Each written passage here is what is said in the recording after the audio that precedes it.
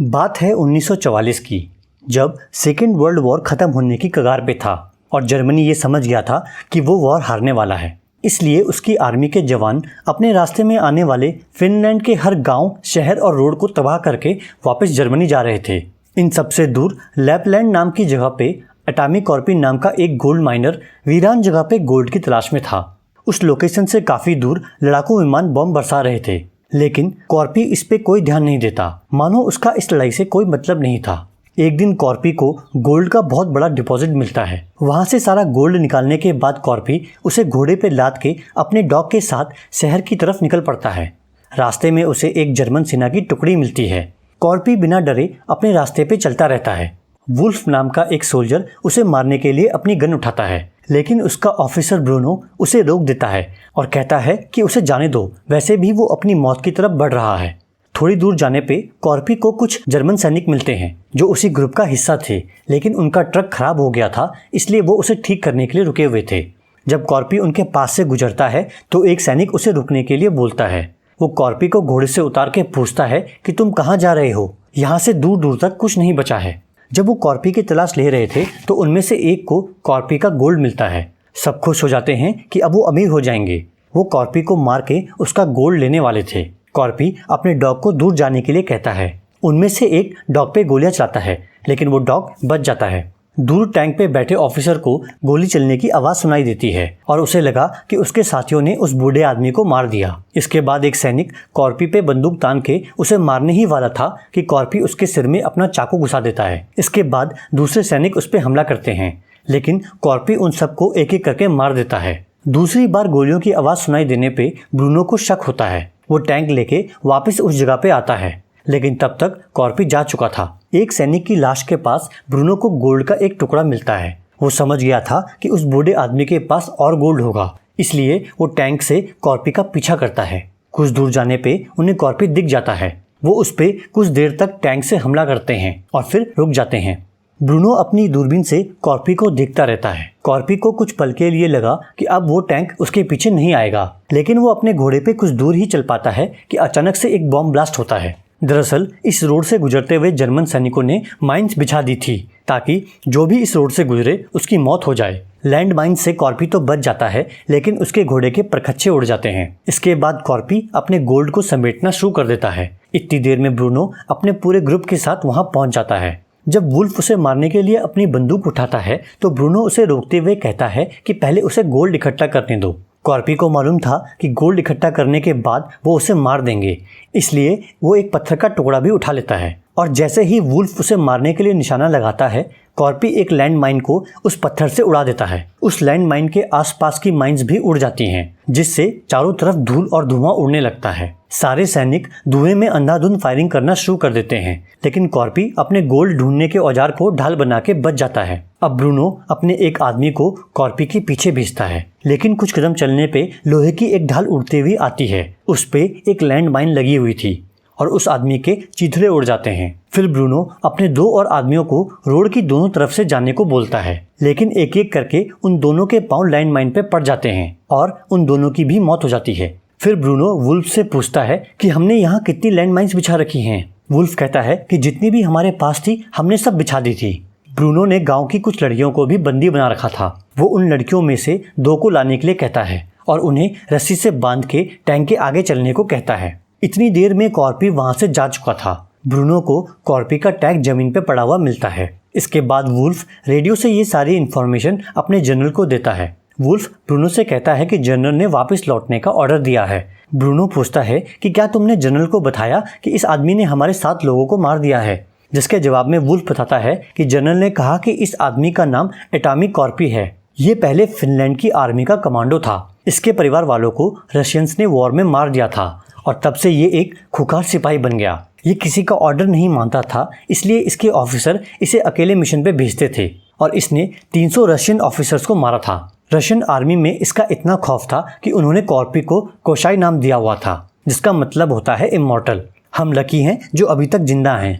फिर वुल्फ कहता है कि हमें जनरल का ऑर्डर मान लेना चाहिए, तो ब्रूनो उससे कहता है कि हमारी सेना वॉर हारने वाली है और जर्मनी पहुंचने पे हमें भी फांसी लगा दी जाएगी। लेकिन अगर हम कॉर्पी को मार के गोल्ड ले लेते हैं तो हम एक नई जिंदगी की शुरुआत कर सकते हैं। उधर कॉर्पी को रास्ते में एक जला हुआ ट्रक मिलता है। कॉर्पी थक चुका था तो वो उसकी आड़ में लेट जाता है। कॉर्पी के पाँव में गोली भी लगी थी, जिसे कॉर्पी अपने चाकू से निकाल के लेट जाता है और उसकी आंख लग जाती है। कुछ देर बाद टैंक की आवाज़ से कॉर्पी की नींद खुलती है, लेकिन उसके भागने से पहले ब्रूनो के आदमी उसके काफ़ी नज़दीक आ गए थे, तो मजबूर होकर उसे ट्रक की आड़ में छिपना पड़ता है। और जब वो बहुत नज़दीक आ जाते हैं तो कॉर्पी ट्रक के नीचे छुप जाता है। लेकिन इस बार उनके साथ खोजी कुत्ते भी थे जो कॉर्पी की गंध को पकड़ लेते, तो उनसे बचने के लिए कॉर्पी तेजी से एक चलते हुए ट्रक के नीचे चला जाता है और उसके साथ साथ घसीटता हुआ आगे बढ़ने लगता है। खोजी कुत्तों को अभी भी उसकी गंध मिल रही थी, तो कॉर्पी ट्रक के फ्यूल टैंक में छेद कर देता है और डीजल की गंध से खोजी कुत्ते उसे ढूंढ नहीं पाते। डीजल लीक होते देख एक सैनिक ट्रक को रुकवा देता है और ट्रक रुकते ही कॉर्पी भागने लगता है। वुल्फ कॉर्पी की टांग पे गोली मारता है, लेकिन जब गोली लगने के बावजूद भी कॉर्पी नहीं रुकता तो ब्रूनो उसके पीछे कुत्तों को छोड़ देता है। जैसे ही कुत्ते कॉर्पी के पास पहुंचते हैं वो माचिस की तिल्ली से अपने ऊपर आग लगा देता है। आग देख के कुत्ते रुक जाते हैं तो सब उस पर गोलियां चलाना शुरू कर देते हैं। कॉर्पी पास में बने एक तालाब में कूद जाता है। अब सब वेट करते हैं कि कॉर्पी सांस लेने के लिए ऊपर जरूर आएगा, और थोड़ी देर में कॉर्पी सांस लेने के लिए ऊपर आता है तो वुल्फ उस पर फिर से फायर करता है, लेकिन कॉर्पी पानी के अंदर चला जाता है। कुछ सेकंड्स बाद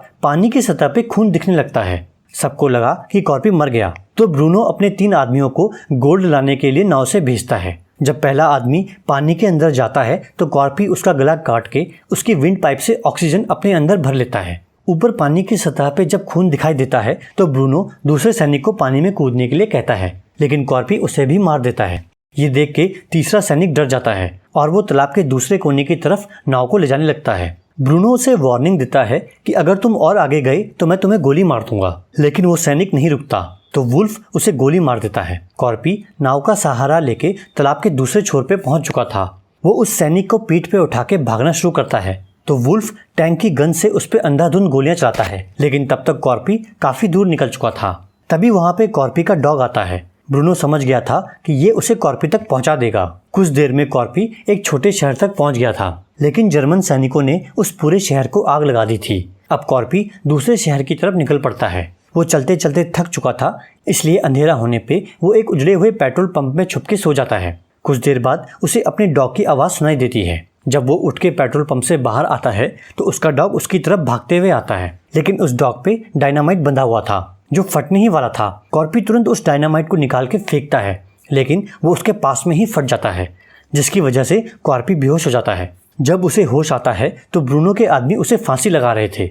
वो पास में बने साइन बोर्ड पे फांसी का फंदा बना के उसे लटका देते हैं। कुछ देर बाद कॉर्पी तड़पना बंद कर देता है। ब्रूनो गोल्ड का एक छोटा सा टुकड़ा कॉर्पी की जेब में डाल के वहां से चला जाता है, लेकिन कॉर्पी मरा नहीं था। ब्रूनो के जाने के बाद कॉर्पी अपने शरीर को हवा में लहरा के साइन बोर्ड के पोल में लगी हुई कील को अपने पांव के घाव में घुसा देता है, जिससे उसकी गर्दन को सहारा मिल जाता है और उसे सांस मिलनी शुरू हो जाती है। लेकिन दर्द ज्यादा होने की वजह से कॉर्पी बेहोश हो जाता है। सुबह होने पे एक जर्मन फाइटर प्लेन पेट्रोल की तलाश में वहां लैंड करता है और उस प्लेन की हवा से कॉर्पी साइन बोर्ड से गिर जाता है। कॉर्पी को जिंदा पाके एक पायलट उसे मारने के लिए उसके करीब आता है, तो कॉर्पी उसकी टांग तोड़ देता है, जिससे उसका बैलेंस बिगड़ जाता है और वो गिर के मर जाता है। कॉर्पी दूसरे पायलट को भी ईंट से मार के बेहोश कर देता है। अब कॉर्पी निराश था क्योंकि ब्रूनो उसका सारा गोल्ड लेके बहुत दूर जा चुका था। जब पायलट को होश आता है तो कॉर्पी उसे मारने के लिए गन उठाता है, लेकिन तभी कॉर्पी की नज़र प्लेन पे पड़ती है, तो उसे एक आइडिया आता है और वो अपने गोल्ड को वापस लेने का मन बना लेता है। इसके बाद कॉर्पी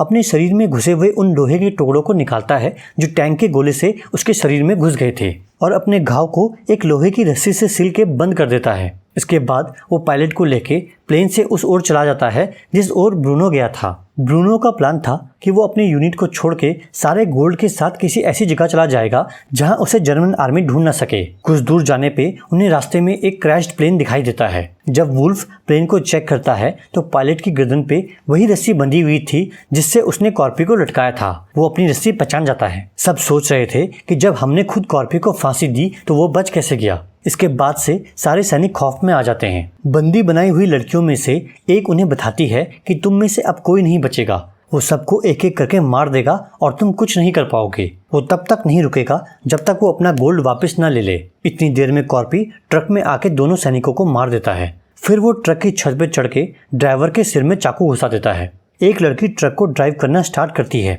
कॉर्पी के कहने पे वो ट्रक के ब्रेक मारती है, जिस वजह से टैंक ट्रक के काफी नजदीक आ जाता है और कॉर्पी टैंक के ऊपर कूद जाता है। इसके बाद वो लड़की अपने ट्रक को आगे चलने वाले ट्रक के बराबर ले आती है और उसकी बाकी के साथी ट्रक में बैठे सारे सैनिकों को गोलियों से भून देते हैं। ब्रूनो कहता है कि हम प्लेन तक पहुंचने वाले हैं, टैंक को और तेज चलाओ। वो वुल्फ को टैंक के बाहर जाके कॉर्पी को मारने के लिए भेजता है। दोनों एक दूसरे की जान लेने की कोशिश करते हैं।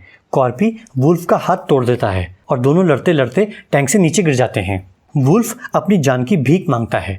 तभी वहाँ 2 सैनिक अपनी बाइक से आते हैं। उनके पास गन्स थी, लेकिन कॉर्पी का इतना खौफ फैल चुका था कि वो उस पर हमला किए बिना अपनी बाइक और हथियार छोड़ के भाग जाते हैं। फिर कॉर्पी वुल्फ को जिंदा छोड़ के बाइक लेके चला जाता है।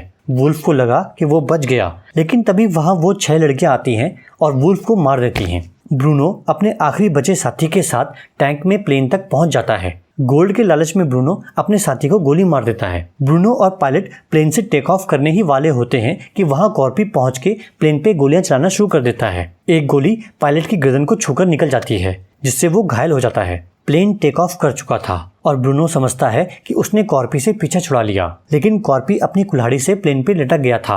वो प्लेन के लैंडिंग गियर को पकड़ के प्लेन के नीचे कुल्हाड़ी से मारना शुरू कर देता है और एक छेद करके प्लेन के अंदर आ जाता है। आवाज सुन के ब्रूनो प्लेन में जाता है। फिर यहाँ दोनों के बीच खूब हाथापाई होती है, जिसमें ब्रूनो कॉर्पी को बहुत मारता है, लेकिन कॉर्पी हर बार मार खाने के बाद फिर से उठ जाता है। ब्रूनो उसे एक लोहे के बक्कल से बहुत मारता है, लेकिन कॉर्पी घायल होने के बावजूद भी हार नहीं मानता और जब ब्रूनो उसे मारने के लिए पास आता है तो वो रस्सी को प्लेन में रखे हुए बॉम्ब में फंसा के बॉम्ब को रिलीज कर देता है। ब्रूनो बॉम्ब समेत प्लेन से नीचे गिर जाता है और जमीन पर पहुंचते ही उसकी मौत हो जाती है। अब कॉर्पी पायलट के पास जाता है, लेकिन तब तक गोली लगने से उसकी मौत हो चुकी थी। इसके साथ साथ प्लेन के दोनों इंजन भी फेल हो जाते हैं। प्लेन तेजी से नीचे गिरने लगता है। कॉर्पी प्लेन में पैराशूट ढूंढता है, लेकिन उस प्लेन में कोई पैराशूट नहीं था, तो कॉर्पी अपने आप को प्लेन की सारी रस्सियों से बांध देता है। किस्मत से प्लेन ऐसी जगह क्रैश हुआ था जहां एक बहुत बड़ा दलदल था और कॉर्पी उस क्रैश में भी बच जाता है। इसके बाद दिखाया जाता है कि कॉर्पी एक बाइक से बैंक तक जाता है। पूरी मूवी में यहाँ पे पहली बार कॉर्पी डायलॉग बोलता है कि मुझे इस गोल्ड के बदले कैश चाहिए, क्योंकि ये गोल्ड बहुत भारी है, और इसी के साथ ये मूवी एंड हो जाती है।